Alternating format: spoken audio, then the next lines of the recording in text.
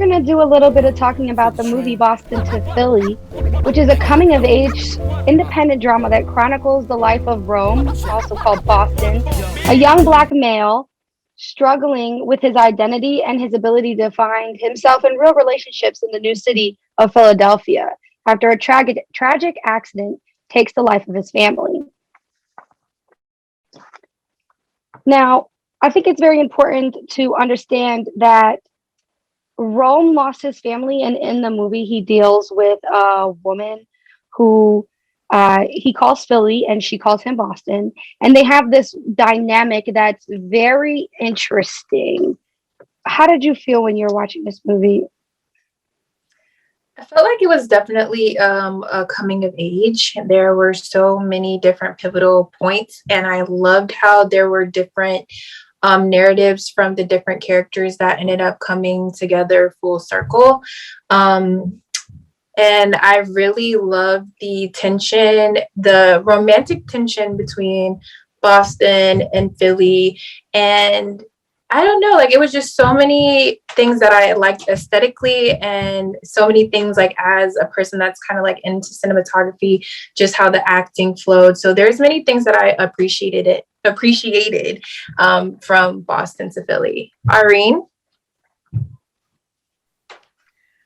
Yeah, so just to go off of that, as soon as I started watching it, like in the beginning, there was such a strong Black female character who told off. I remember she told off a white woman, and it was so powerful because I feel like in a lot of movies nowadays, Black people don't get the representation that they need to get. I feel like a lot of characters can tend to be, I don't know, like,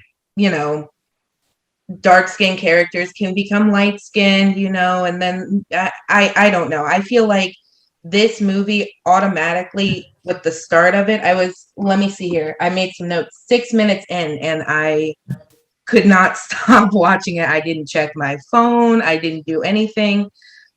The opening scene was so powerful that I didn't seem to want to just stop. And I'm very, very bad at movies sometimes. My attention span, I'm all over the place. But this one had me sit down and watch the whole thing through. I agree with you there. I was very surprised at every turn. I usually can be like, this is going to happen next, and this is going to happen next, and I was thoroughly shocked multiple times with the events that happened. And without giving any spoilers, I didn't think Philly was going to give Boston a chance, and it's just very empowering, this movie. Personally, it reminded me that we're all finding ourselves. We all need to give ourselves space to heal when trauma happens. I think that that's something we don't do, give ourselves that space. Also, I just wanted to bring up, I heard a new term in this movie that I wanted to bring up to you guys. I don't want to mispronounce it, but it was affluenza. That term really stuck out to me. I don't know how to describe it the best way. But basically what I gathered from it was some people make money and they can get their way out of things, and other people don't make money, so they can't talk their way out of things. You know what I mean? And that was a very interesting phrase that I had also never heard before, that really, really struck me as odd, because, new vocabulary in this stage of wokeness in our life. New vocabulary has come around, and I'm just figuring it out as I go. And that was a beautiful analogy. Yeah, no, for sure. I also hadn't heard of affluenza, and when we look it up, it says that it's like catching almost like catching a psychological cold when you're wealthy, and it affects people who are wealthy, and it says it gives them a lack of motivation, feelings of guilt, and a sense of isolation because they have more, they've experienced more. And as a psychology major and a student, I don't know if this is an actual psychological term, I never heard it before, but just like trauma porn, these are things that we learn and we start using, and we make words happen and we make sense of them. Shekinah, do you know about affluenza? No, that was quite a new piece of terminology for me as well. And that's something I'm definitely going to have to flesh out more for myself to get a better understanding. Because you can receive things in like one setting and it still doesn't click for you. So affluenza is definitely something that I'm going to have to dig more into. But there were overarching things that I did appreciate within Boston to Philly. And I really like that. I don't know how to like term it or condense it, but there was just like understanding like the Black male anger, because someone could have seen that as like very like dangerous, and there were certain parts where I'm just like, oh my gosh, like how is this going to progress for you? There was just points where I'm just like, like how Black male rage can be perceived, taking a risk with, and how Philly, she, the tension between her and wanting to give Boston a shot, and like how she went to the place to go see like her boyfriend, and that whole scene, that was amazing. I was like drawn in there, but it was just a lot that it just kept me speechless and like on edge to see what was going to happen next.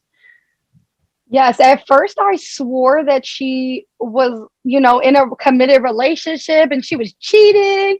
And then I was like, wait a second, without spoiling. I was like, oh my gosh, like this is a really emotional, because this is something that happens, this is real life situations that happen, and kind of connected Boston and Philly, which is cool that it's called Boston to Philly because their traumas connected them. Hi, yes. And one thing that I really appreciated about this movie was that it covered a very broad range of topics. There was a lot of things about mental health in there. There was obviously racial injustice. There was a lot of things in there that really struck home for me. There was a scene about self-harm that really did. It came as a shock to me. It really did. It wasn't necessarily triggering. It was, a lot of people in my life, me, I've been through the ringer when it comes to mental health, and seeing this finally be covered in a film and how important it is to talk about it, it really did give me hope that we can eventually start talking and striking out the stigma that is mental health, giving people more of a platform to talk about it. It made me cry. I'll be honest. When everything started going on in that scene, I broke down. I was like, man, like this will help get the biggest message that we need right now out there. And then hopefully people will be able to comprehend it more. I know a lot of people, older people are, don't believe it or, anything like that. But to show that there is truth to it in this film really helped me have hope. Thank you so much for sharing that. I know sharing your own history with mental health and the burdens it's hard. It's hard to speak on that. So thank you so much. And I think that the reason why this movie has been, featured by Haitian Movie Awards and the Las Vegas Black Film Festival and, Best Music Philadelphia Independent Film Awards, like these are because it's so relatable. These are not just, things that we can brush off. These are real world topics that are happening right now to all of us. Right, agreed. And I just want to say I appreciate everyone's story, sharing their personal narrative, sharing their opinions, being bold enough to state, what they think, even if it goes against what someone else thinks. It has been great speaking with you all on this segment. We've talked about the happening with DeAndre, with special guest Derek, and here we have special guest Ariana, who shared her input on Boston to Philly, so effortlessly done. And yes, it's been a great evening with you all. I agree. Thank you so much. This is Rosa Nice, and this was Boston to Philly podcast.